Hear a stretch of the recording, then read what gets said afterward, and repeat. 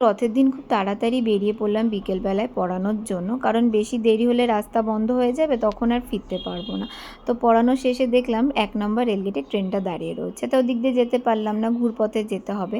তো ঘুরে আসার সময় দেখছি তখন একটা রথ সবাই টেনে টেনে নিয়ে আসছে, দেখতে কিন্তু খুব সুন্দরই লাগছিল। তো রথটা দেখার পর সোজা চলে গেলাম বাটার মোড়ে। বাটার মোড়ে গিয়ে খেলনাগুলো দেখছিলাম, আর এই খেলনাগুলো আমি যখনই দেখি তখনই আমার ছোটোবেলার কথা খুবভাবে মনে পড়ে। ছোটোবেলায় বাবার জন্য ওয়েট করতাম, আমি আর বোন, কখন বাবা আসবে, কখন বাবা মেলায় নিয়ে যাবে, আর আমি গিয়ে হাঁড়িকুড়ি আর পুতুল কিনবো।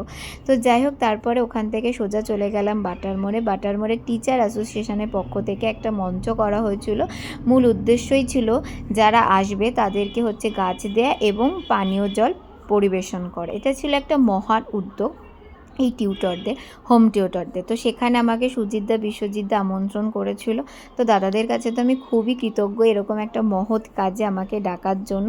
আমার তো খুবই ভালো লেগেছে এই কাজটা করে, মানে খুবই ভালো একটা কাজ, খুবই ভালো একটা উদ্যোগ।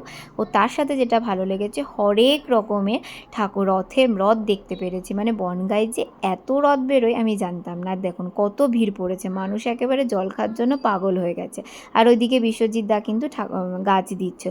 শুধু বিশ্বজিৎ না, আমাদের বনগাঁর অনেক স্যারেরাই এখানে উপস্থিত ছিলেন।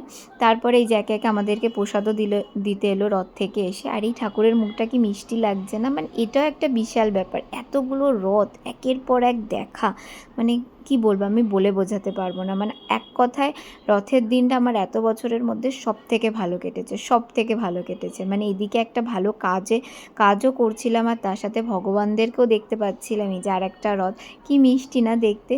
তো এই ফিলিংসটা একটা আলাদাই। তো মোটামুটি 9:30 নাগাদ আমি বাড়ি ফিরলাম, আর তখনও বাটার মোড়ের পরিস্থিতি এরকমই ছিল। তো এক কথায় এই ঘটনাটা আমার মনে সারাটা জীবন থেকে যাবে। তো চলো, টাটা, বাই বাই।